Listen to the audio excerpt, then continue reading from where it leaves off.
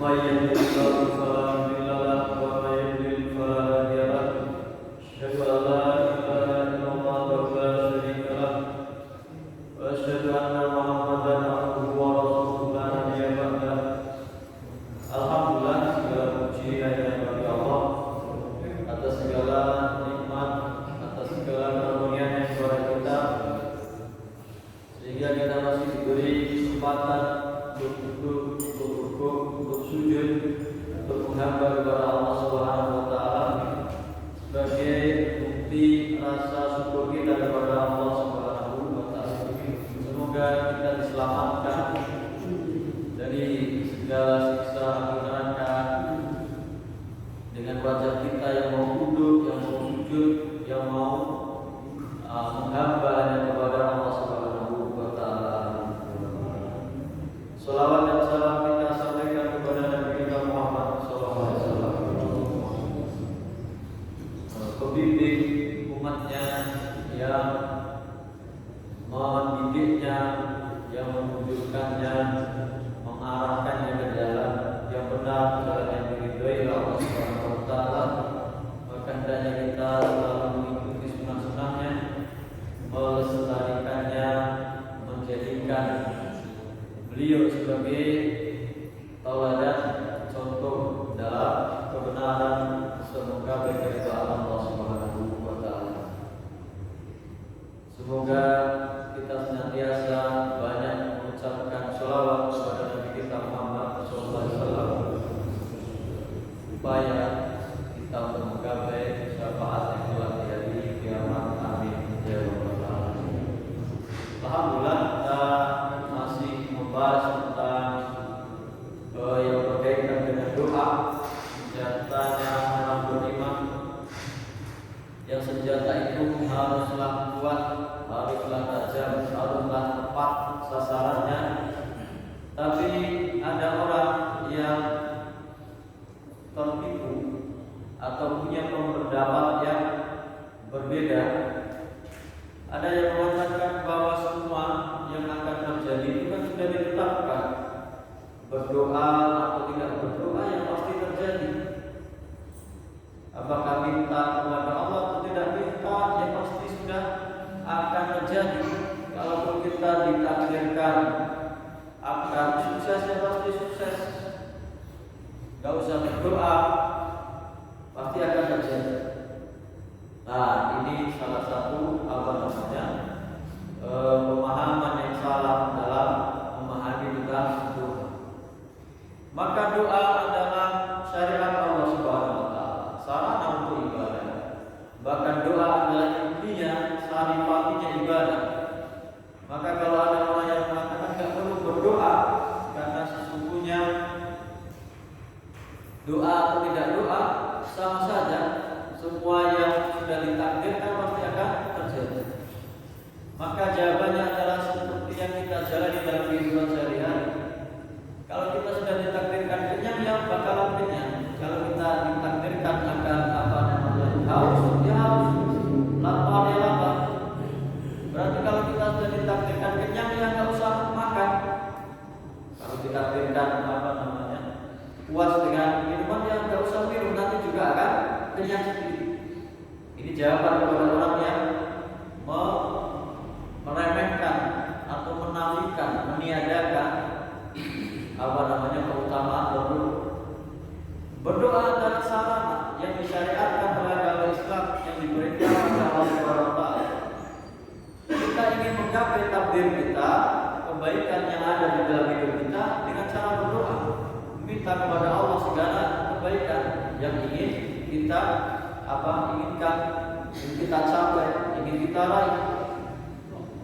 Lalu ada orang yang mengatakan bahwasanya Allah Subhanahu wa taala itu kan sudah tahu apa yang ingin kita cita-citakan, apa kebutuhan kita.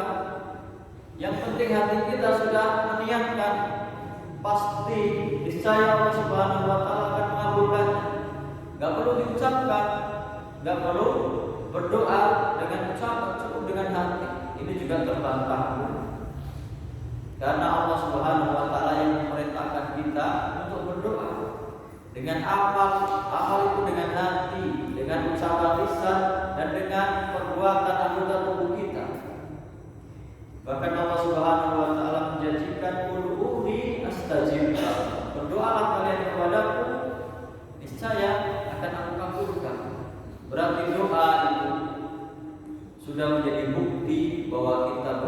diri kepada Allah Subhanahu wa taala bahwa kita sudah berupaya maksimal untuk menggapai segala yang kita inginkan, segala apa yang kita harapkan, supaya keinginan kita, supaya cita-cita kita atau apa yang kita dambakan bisa terwujud atau bisa tercapai. Kalau ada orang yang seperti ini, bahkan Nabi Muhammad SAW ketika para sahabat memahami doa itu, para sahabat berkata, "Lastum tunsoruna bikasrah." Kalian menang dalam perang bukan karena banyaknya kekuatan kalian, bukan karena senjata kalian. Wa innama tunsoruna minas sama. Sesungguhnya kalian itu ditolong, dimenangkan dari pertolongan Allah dari langit, dari doa-doa kalian, dari kepasrahan kalian kepada Allah Subhanahu wa taala. Maka orang yang berdoa sesungguhnya telah menjalankan takdir, telah menunaikan takdir Allah yang dia tentukan, yang sudah ditentukan kepadanya, karena Allah mentakdirkan memberikan syariat kepada kita untuk berdoa. Lalu kemarin kita membahas tentang beberapa hal yang menghalangi, menghambat tidak tergabungnya doa kita. Kemarin kita bahas bahwa di antara sebab doa itu tidak terkabul adalah orang yang tergesa-gesa. Saya sudah berdoa kok belum terkabul, belum terwujud, belum tercapai. Nah, orang seperti ini tergesa-gesa dalam berdoa. Atau karena kemaksiatan yang dia lakukan, atau dia mengkonsumsi, memakan, memakai barang-barang yang haram, menghalangi dari diijabahinya doa-doanya kepada Allah Subhanahu wa taala. Ada seorang ulama namanya Ibrahim bin Adham. Ia ditanya oleh mungkin sahabatnya atau santrinya, "Ma baluna nad'u fala yustajabu lana?" Wahai Ibrahim, kenapa kita itu kok sering berdoa tetapi kok belum atau tidak dikabulkan, tidak diijabahi, tidak dikabulkan doa-doa kita? Maka harusnya kita introspeksi pada diri kita sendiri. Ibrahim bin Adham ini berkata, banyak alasannya, banyak sebabnya. Li'annakum araftumullaha falam tuti'u. Yang utama, nomor satu, karena kalian tahu mengenal Allah, tapi kalian tidak mentaatinya. Kalian tahu, kalian mengenal, kalian sadar bahwasanya Allah Subhanahu wa taala Sang Pencipta, Tuhan kita, yang menciptakan kita, menghidupkan kita, memberi rezeki kita, selalu mengatur alam semesta ini. Tapi justru kalian tidak mentaatinya. Allah Subhanahu wa taala memberikan aturan-aturan tentang ibadah, aturan-aturan tidak mendolimi orang lain, syariat Islam untuk ditaati. Tapi kalian mengenal Allah Subhanahu wa taala, kalian tahu larangan-larangannya, kalian tahu perintah-perintahnya, tapi tidak kalian laksanakan, tidak kalian taati. Bagaimana mungkin Allah Subhanahu wa taala akan mengabulkan doa-doa kalian? Itu yang pertama. Yang kedua adalah kedudukan Nabi kita Muhammad sallallahu alaihi wasallam. Wa arafumur rasula falam tattabi'u sunnatahu. Kalian berdoa kepada Allah tidak dikabulkan karena kalian mengenal Nabi kalian sendiri, kalian mengenal Nabi Muhammad sallallahu alaihi wasallam. Kalian tahu sejarahnya, kalian tahu akhlaknya, kalian tahu ibadahnya, kalian tahu akidahnya, tapi kalian tidak mengikuti sunnah-sunnahnya. Kalian bikin aturan sendiri, kalian bikin syariat sendiri, kalian bikin hukum sendiri. Itu yang kalian ikuti. Bagaimana mungkin Allah Subhanahu wa taala akan mengabulkan doa-doa kalian? kepada Nabi itu sendiri, kamu tidak mentaati, tidak mengikuti sunnah-sunnahnya, meremehkan, bahkan ada yang mengejek orang-orang yang mengikuti sunnah-sunnah Nabi kita Muhammad SAW. Bagaimana?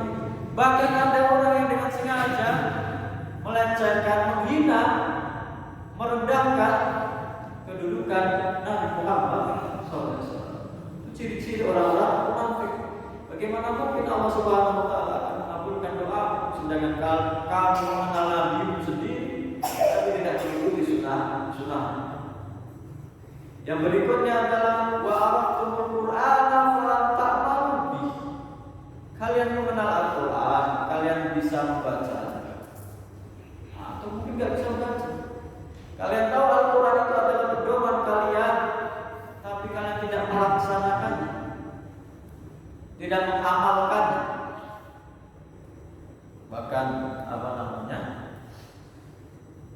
penelitian terakhir itu di Dewan Masjid Indonesia mungkin lebih dari 65% orang Islam di Indonesia itu tidak bisa baca Al-Quran, baca saja tidak Islam. Betapa umat ini dijauhkan dari sumber hukumnya, dari aturannya sendiri. Bagaimana orang mau mentaati syariat Islam kalau baca Quran saja dia nggak tahu? Ketika ada perintah Allah, dia melihatnya itu orang Arab saja ada yang maksiat, ada yang berbuat kemungkaran. Yang dia jadikan tolak ukur adalah orangnya, bukan aturannya. Aturannya adalah Al-Quran. Dia tidak mengambil dalil, tidak mengambil alasan, dia tidak mengambil sumber dari Al-Quran, tapi dari perbuatan orang. Oh, itu ada aturan di negara Arab saja tidak mewajibkan, misalnya tidak mewajibkan jilbab misalnya. Berarti itu bukan saya. Dia mengambil kesimpulan dari orang, bukan dari sumber hukumnya. Baca Al-Quran saja tidak. Dari sekian banyak yang bisa baca Al-Quran, berapa persen yang bisa memahami artinya, yang tahu artinya? Dari yang tahu artinya, berapa lagi yang mau mengamalkannya? Nah, wa araftumul Qur'an falam ta'malu. Kalian mengenal Al-Quran, sebatas mengenal, tapi tidak mengamalkan, tidak melaksanakan isi. Bahkan ada yang menjadikan Al-Quran itu sebagai nyanyian, sebagai untuk lagu-lagu saja. Bahkan ada yang ingin dengan musik, mencampur adukan yang hak dengan yang batil. Wa akaltum ni'amallahi falam tu'addu syukraha. Penyebab doa tidak dikabulkan, kalian makan, menikmati nikmat Allah Subhanahu wa taala, rezeki yang diberikan oleh Allah Subhanahu wa taala kepada kalian, tapi tidak mensyukurinya. Tidak bersyukur dengan segala nikmat Allah yang dikaruniakan kepadamu.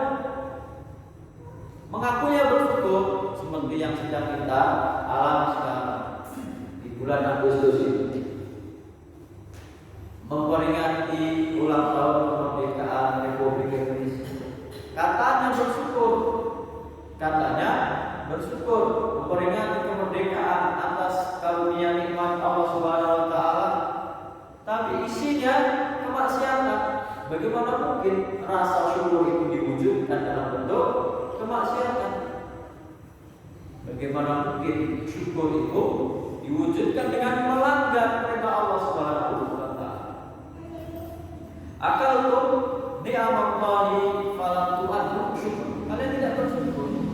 Bagaimana mungkin doa-doa kalian akan diijabahi, dikabulkan oleh Allah Subhanahu wa taala? Tidak melakukan, membuktikan rasa syukur itu kepada Allah Subhanahu wa taala. Lalu tentang hari akhir, wa araftumul jannata falam tatlubuha. Kalian kenal surga, tapi kalian tidak mencarinya, tidak mengejarnya, tidak ingin meraihnya. Ingin meraih dan tidak melakukan apa yang bisa menyebabkan kamu masuk surga. Punya harta tidak disedekahkan untuk berfoya-foya, badan yang sehat tidak untuk ibadah, untuk bermaksiat kepada Allah. Bahkan cenderung melalaikan. Ya ayyuhalladzina amanu la tulhikum amwalukum wa auladukum an dzikrillah wa may yaf'al dzalika fa ulaika humul khasirun. Wa ya orang-orang yang beriman, janganlah hartamu dan anak-anakmu melalaikan dari mengingat Allah, dari ibadah kepada Allah. Dalam ayat yang lain, ya ayyuhalladzina amanu inna min azwajikum wa auladikum aduwwan fa'dharu wa in ta'fu wa tasfahu wa taghfiru fa innallaha ghafurur rahim. Wahai orang-orang yang beriman, sesungguhnya ada di antara istri-istri kalian dan anak-anak kalian itu menjadi musuh bagi kalian. Maka ampunilah, maafkanlah apabila ada kesalahannya. Sesungguhnya Allah Subhanahu wa taala innama amwalukum wa auladukum fitnah. Sesungguhnya hartamu dan anak-anakmu adalah ujian dari Allah. Sedangkan di sisi Allah adalah pahala yang sangat surganya Allah. Tapi banyak yang mereka, banyak yang lupa, banyak yang lalai. Araftumul jannata falam tatlubuha. Kalian kenal surga, tahu surga tapi tidak berusaha untuk menggapainya. Wa araftumul nara falam tahrubu minha. Kalian kenal neraka tapi tidak berusaha lari darinya, tidak menghindarinya, malah masuk ke dalam, melakukan perbuatan-perbuatan yang menyebabkan kamu diazab oleh Allah Subhanahu wa taala. Dari sejak banyaknya acara-acara peringatan 17 Agustus, kita bukan menyalahkan acaranya. Dari banyaknya acara-acara 17 Agustus itu ternyata malah kejahatan meningkat. Berarti kan isinya adalah kemaksiatan. Malah penjualan miras tambah. Kalian kenal neraka tapi tidak lari darinya, malah mengejarnya. Untung saja sebagian sarana untuk maksiat itu sudah ada yang dikurangi. Perjudian tidak banyak yang berkurang. Tapi katanya sabar, sebentar lagi juga buka lagi. Mau judi saja harus sabar. Kenapa kita yang mau surga yang Allah tidak mau? Wa araftumul nara falam tahrubu minha. Kalian kenal neraka tapi tidak lari darinya, malah masuk ke sana. Wa araftumus syaitana falam tuharibu wa wafaqtumu. Kalian kenal setan tapi tidak kalian musuhi. Padahal dalam ayat Al-Qur'an setan itu aduwwun mubin, musuh yang nyata, yang jelas, yang gamblang.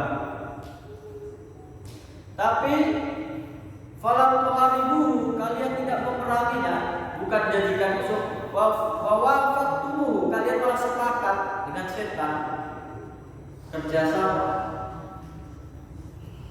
berbuat kejahatan, korupsi, kemaksiatan, berzina, ikut perbuatan setan, minuman keras, berjudi. Kalian tahu setan, tahu godaannya, malah ikut sepakat dengan setan. Bahkan kalau ada orang yang ingin menegakkan aturan Islam, malah ditolak, malah dihalang-halangi, malah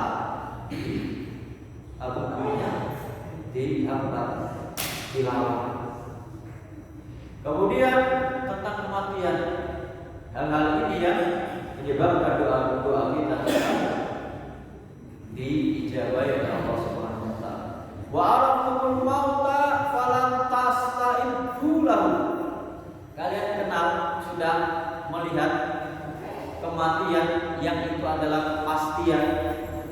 Kematian itu dekat. Kenapa? Pasti. Sesuatu yang pasti itu dekat. Sesuatu yang tidak pasti itu jauh. Kalian tahu kematian pasti menjemput kalian, tapi falam tasta'iddulah, kalian tidak membuat persiapan. Gak ada bekal. Ada orang ditanya, kamu siap mati? Siap. Siap untuk menghadap Allah? Siap. Lalu apa persiapan? Gak ada. Kamu sholat 5 waktu? Enggak. Tapi kan saya sedekah. Tapi kan saya beramal. Bagaimana mungkin amalmu diterima? Kalau yang pertama dihisab saja kalian tidak melaksanakan, nggak ada sholat. Amalmu yang pertama dihisab sholat. Kalau baik sholatnya, insya Allah amal yang lain akan bisa ikut diperbaiki. Tapi kalau sholat sudah tidak ada, bagaimana mungkin amal yang lain bisa berubah? Nggak ada. Alamul mauta falam tasta'iddulah, kalian mengenal kematian, tahu pasti akan mati, tapi tidak mempersiapkan diri. Bersantai-santai, berleha-leha, berfoya-foya dengan segala melampiaskan hawa nafsu. Wa dafantumul amwata falam ta'tabiru, kalian ikut mengubur takziah, mengiringi jenazah, tapi tidak diambil pelajaran. Kalian tidak mengambil pelajaran. Harusnya orang yang mengikuti jenazah, menguburkan jenazah, mensolatinya, mengiringkannya sampai ke liang lahat, dia tahu, oh saya juga akan seperti ini. Saya akan menyusul. Tapi falam ta'tabiru, kalian tidak mengambilnya sebagai ibrah, sebagai pelajaran. Bahkan ada yang berkreasi supaya diambil pelajaran, penutup apa itu, keranda itu ditulis saiki aku, besok kowe, supaya orang mengambil pelajaran. Sekarang kamu mengiringi orang yang meninggal, besok kemungkinan kamu, kita nggak tahu aja kamu. Tapi nggak ada orang mengambil pelajaran, bahkan bersenang-senang, bahkan bercanda, bahkan ketawa. Tidak ada yang mengambil pelajaran dari kematian. Padahal kematian adalah peringatan yang paling besar dari Allah Subhanahu wa Ta'ala. Semua pasti akan. Dan yang terakhir yang menyebabkan kalian tidak dikabulkan doa-doa kalian adalah wa taraktum uyubakum wastaghaltum bi uyubin nas. Kalian membiarkan, meninggalkan, mengabaikan aib kalian sendiri, keburukan kalian sendiri, kesalahan kalian sendiri, tapi sibuk mengungkap aib orang lain, ghibah, sibuk menilai orang lain, sibuk memvonis orang lain, tidak memperhatikan diri kalian sendiri seperti apa, kesalahan sebanyak apa, dosamu seperti apa. Sibukkanlah. Makanya dalam perkataan seorang sahabat, hasibu anfusakum qabla tuhasab. Hisablah kalian diri kalian sendiri, muhasabah. Lihat kesalahan-kesalahan kalian. Gak harus setiap tahun, akhir tahun, awal tahun, tidak. Setiap waktu, setiap hari, setiap saat. Bahkan diajarkan sebelum tidur kita baru mau beranjak tidur, kita ingat sehari ini kesalahan apa saja yang kita lakukan, dosa apa yang kita kerjakan, kemaksiatan apa yang kita langgar, bertobat kepada Allah Subhanahu. Tapi yang kalian sibukkan justru mencari celah, cacat, aib orang lain, tidak mencari kesalahan diri sendiri. Nah, ini diantara orang-orang yang berkabar doanya kepada Allah tidak dikabulkan karena hal-hal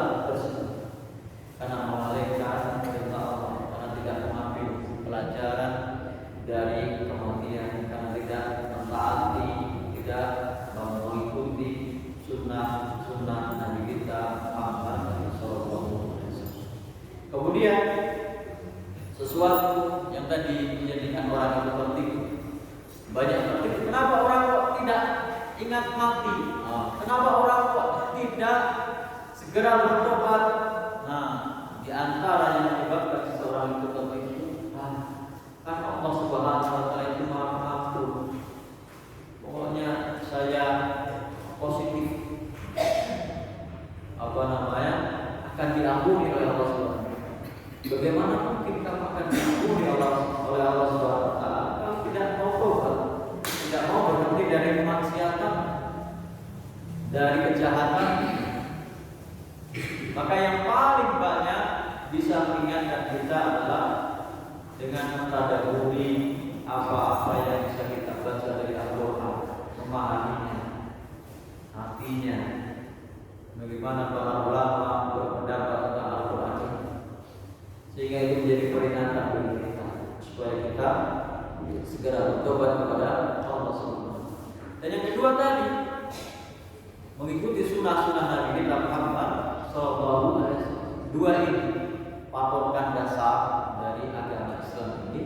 Kalau kita jadikan pedoman, niscaya menjadikan kita senantiasa ingat untuk taat kepada Allah Subhanahu.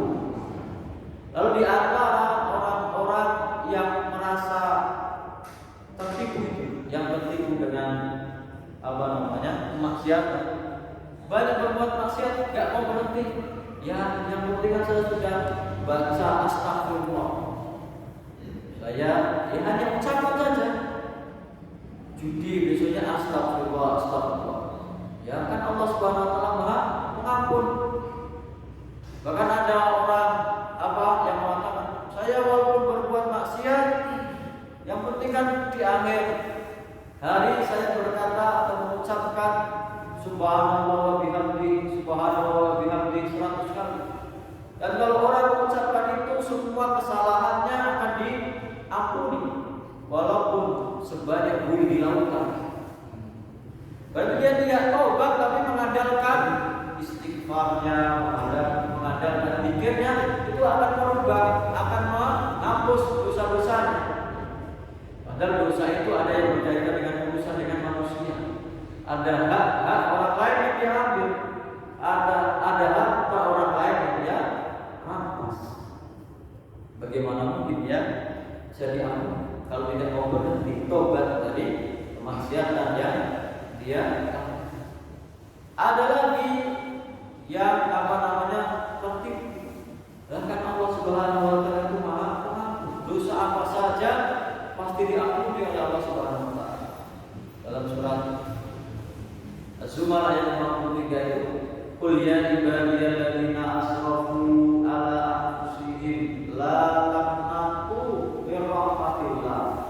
Katakanlah wahai hamba-hambaku yang melampaui batas atas dirinya sendiri, dosanya sudah tembus langit bumi, dosanya sebesar bumi di lautan, sebanyak bumi di lautan, memenuhi bumi. Wahai hamba-hambaku yang melampaui batas, jangan kalian berputus asa dari rahmat kasih sayang Allah Subhanahu wa taala. Innallaha la yaghfiru dzunuba jami'an. Sesungguhnya Allah Subhanahu wa taala mengampuni semua dosa, enggak terkecuali. Tapi yang dimaksud adalah orang yang bertobat, bukan mengandalkan pasti Allah mengampuni. Dia tidak mau berhenti dengan kejahatan, dengan kemaksiatan.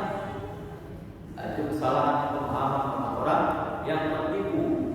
Nah, ini dia mengandalkan di dalam pemahaman agama Islam itu harus seimbang antara al-roja, itu harapan, motivasi, al-khauf, rasa takut kepada Allah Subhanahu wa taala.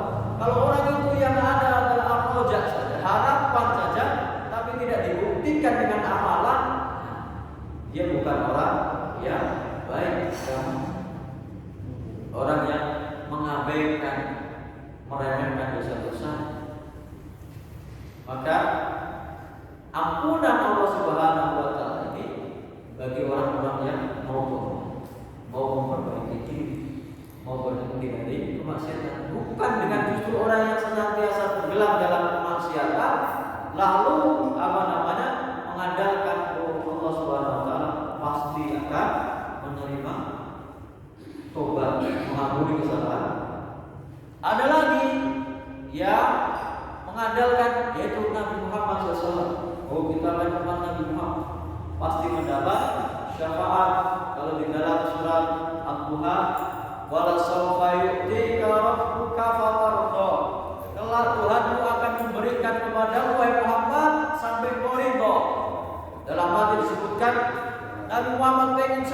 sholatnya itu dikeluarkan dari neraka.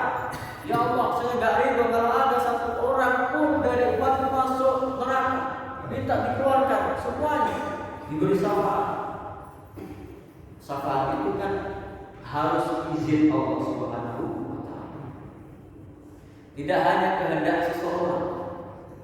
Orang yang diberi syafaat itu diridhoi oleh Allah Subhanahu wa Ta'ala, dan yang memberi syafaat diberi izin oleh Allah Subhanahu wa Ta'ala. Dan syaratnya syafaat orang yang bertauhid kepada Allah Subhanahu wa Ta'ala. Orang mengandalkan pokoknya kan nanti Nabi Muhammad akan membawa semua umatnya, mengeluarkannya dari Allah Subhanahu wa Ta'ala tidak ridho kalau kita itu bermaksiat. Bagaimana mungkin Nabi Muhammad SAW meridhoi orang-orang yang bermaksiat? Wala sawfa yu'tika rabbuka fatarda. Kelak Tuhan Muhammad akan memberikan karunia kepadamu sampai kau ridho, sampai kau puas, sampai kau rela. Tapi kan kerelaan Nabi tidak bisa bertentangan dengan kerelaan Allah Subhanahu wa Ta'ala. Ada lagi yang mendapat jatah, pokoknya kita kan ikut Pak Kiai ini rombongannya Pak Kiai, nggak pernah sholat, nggak pernah puasa, yang penting rombongannya. Kita kan yang penting anak buahnya. Bagaimana mungkin kepada Nabi saja tidak bisa seperti itu, apalagi kepada manusia biasa.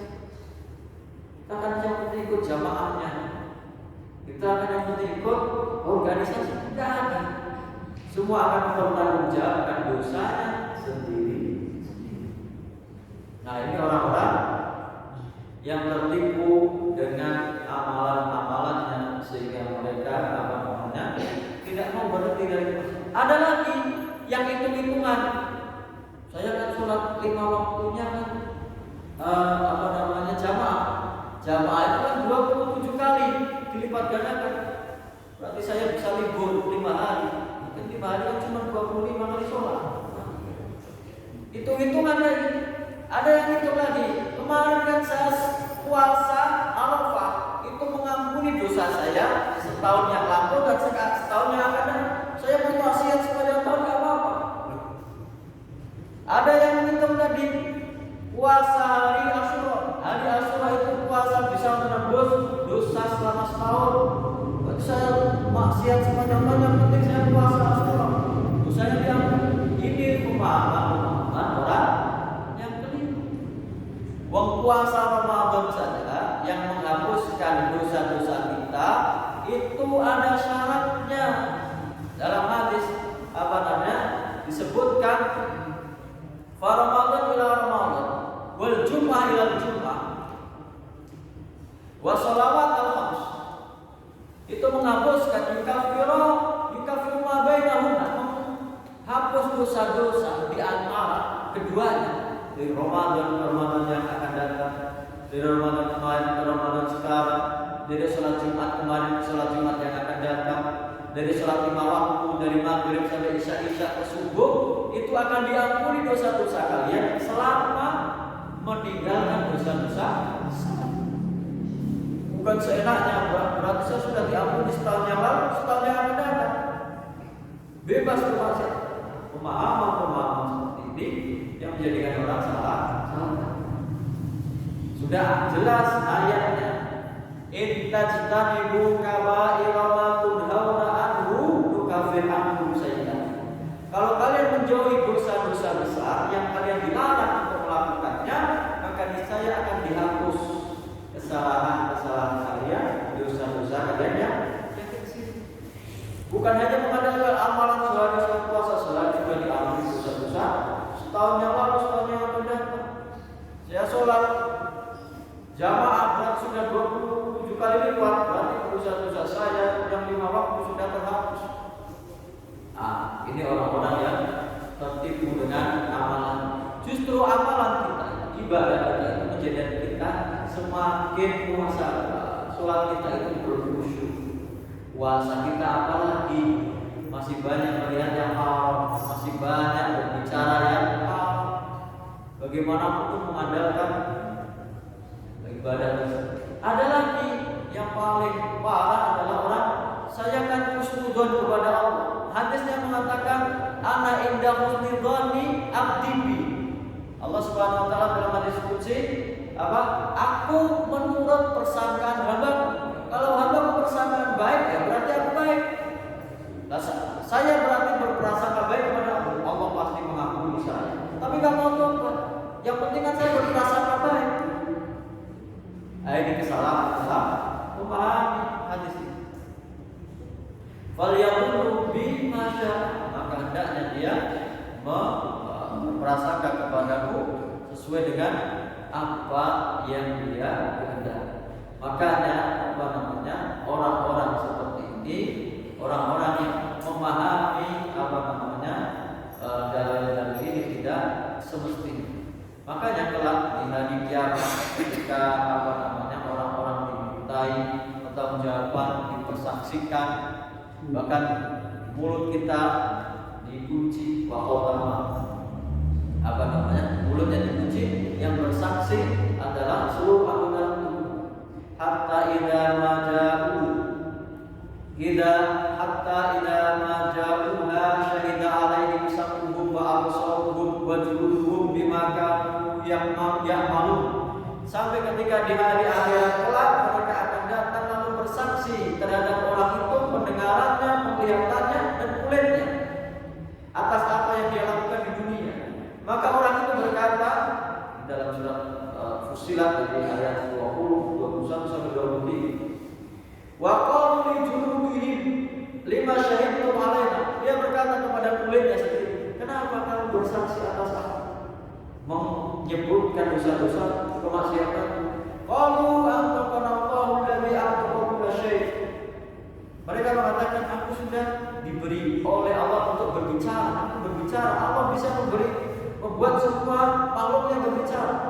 Wa huwa khalaqakum awwala marrah wa ilaihi turja'un. Dan dialah Allah yang menciptakan kamu pertama kali dan semua kalian akan kembali kepada-Nya. Wa ma kuntum tastatiruna an yashhada 'alaikum sam'ukum wala absarukum wala juludukum wala lisanatukum anna Allaha la ya'lamu katsiran mimma ta'malun. Dan kalian tidak mengira, tidak menyangka bahwasanya kelak pendengaranmu akan bersaksi, penglihatanmu akan bersaksi, kulitmu akan bersaksi, dan kalian berprasangka Allah tidak tahu atas perbuatan kalian. Wah, dia berprasangka kepada Allah. Maka disebutkan dzalikum dzannukum alladzi dzanantum. Itulah persangkaan kalian.